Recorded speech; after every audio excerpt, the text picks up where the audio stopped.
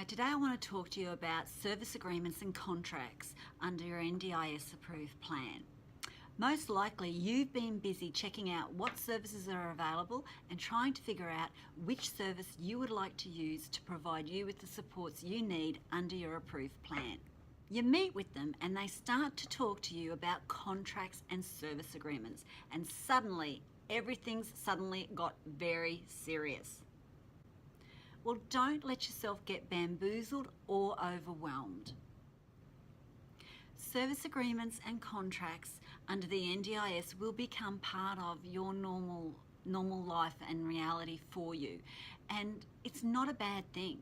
In fact, service agreements are really there for the benefit of both you and the service provider. So let's go through a few key things when it comes to service agreements. So what is a service agreement and why is it necessary? So the NDIS describes a service agreement as a document that sets out what supports will be provided and how they will be delivered. It should also explain each party's responsibilities and obligations and how to resolve any problems that may arise. That's how the NDIS describes a service agreement. More than this though, your service agreement is about building and establishing trust. You want your service provider to be open and honest and fair and real in their relationship with you. And your service provider, they actually want the same from you. A contract and a service agreement takes that first step to establishing that very important level of trust. And because of that, it needs to be a two-way document, not a one-sided affair. It should include what you can expect from the service provider and what the service provider expects from you. So what should a service agreement have in it? Well, every service provider may have varying degrees and levels of information or detail in their service agreements or contracts, but there will be some aspects of it that should be included and that you should be looking for within any service agreement that you sign. It would be wise to ensure that any agreement you go into includes at least these things.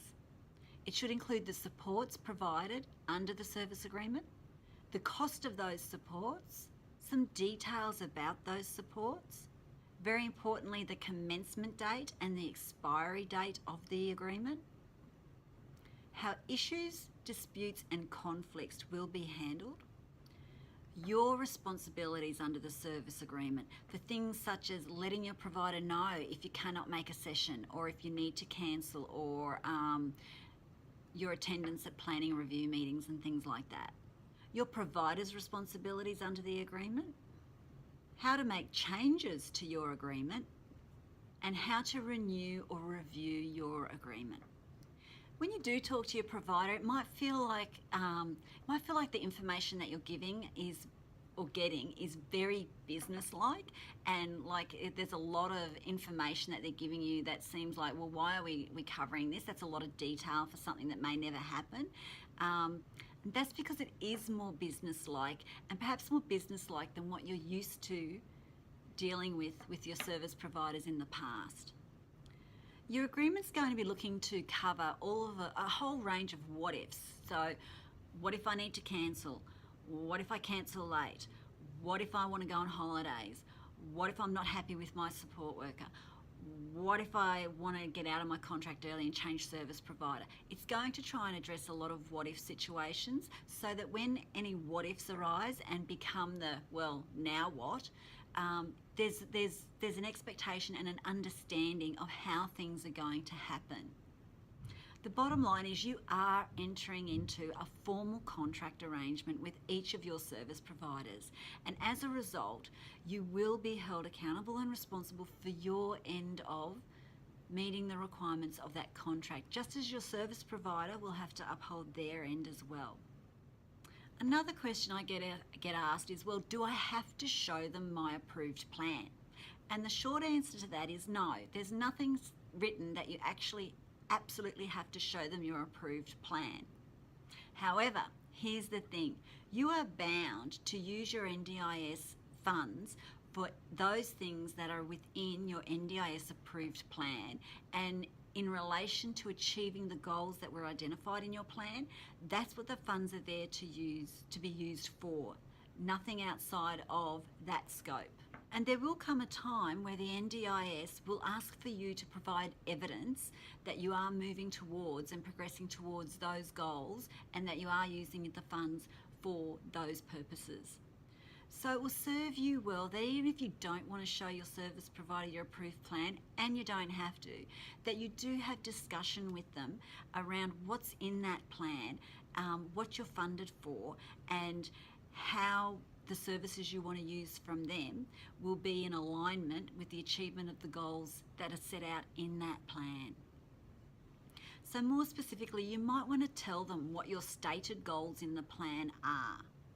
You might then want to talk to them about how they can assist in providing you with the supports or services to achieve those goals, and also talking about the categories of support under which you're funded or have available funds for, and how you would utilise those with the service provider. Once again though, I really refer back to this notion of establishing trust, and sharing that information with your service provider is also about developing that rapport and that trust relationship. Another thing people ask me about service agreement is, well, am I locked in? And I say there, always look for the termination clause, because every agreement should have one. And a termination clause will really set out the termination timeframes. It'll talk about how you are to notify the service provider of your decision to terminate the agreement, so whether it's in writing or verbal. It'll talk about what circumstances in which termination will occur. So there could be specific situations where termination, there is no other option but that. It talks about the right of both parties to terminate the agreement. So it's not just your ability to terminate it as the customer, but also the provider's right to be able to terminate it as well. And it will also talk about what will take place once a notification of termination is received. So what are the steps after that?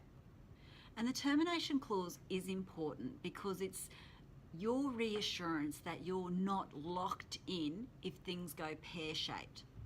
And I think too it's important again that really knowing that no matter who your service provider is, doesn't mean that everything's going to go perfectly well all the time, that there may be issues, concerns, disagreements and conflicts, and that's a normal part of a relationship, and sometimes those disagreements or those conflicts can also result in some amazing positive outcomes.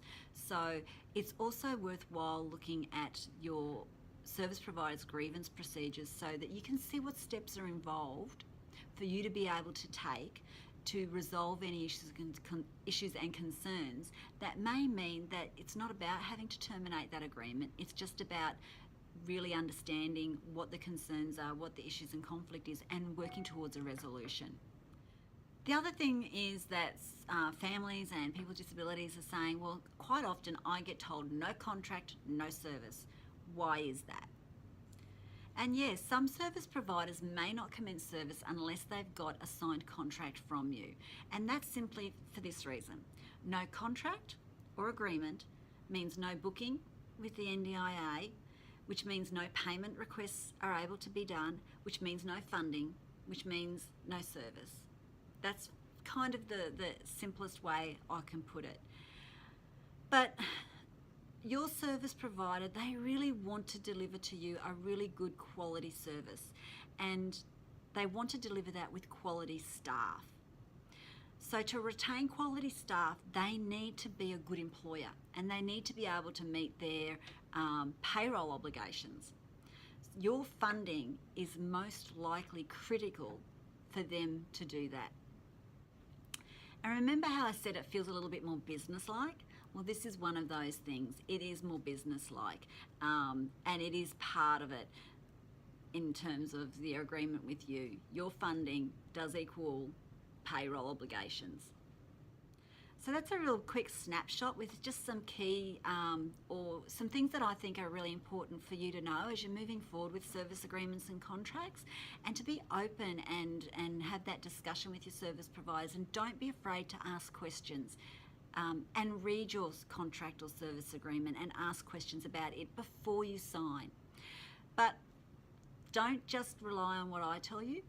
I always recommend that when it comes to NDIS stuff, that you go to the NDIS website and you get as informed as you possibly can based on the information that's on that website as well. So please do that. That's all for now. I hope that it's been a little bit helpful for you, and if you're looking for services for a young person with a disability leaving school or who have left school, then check us out at CATS and see if we would be a good fit for you. All right, thank you. Bye.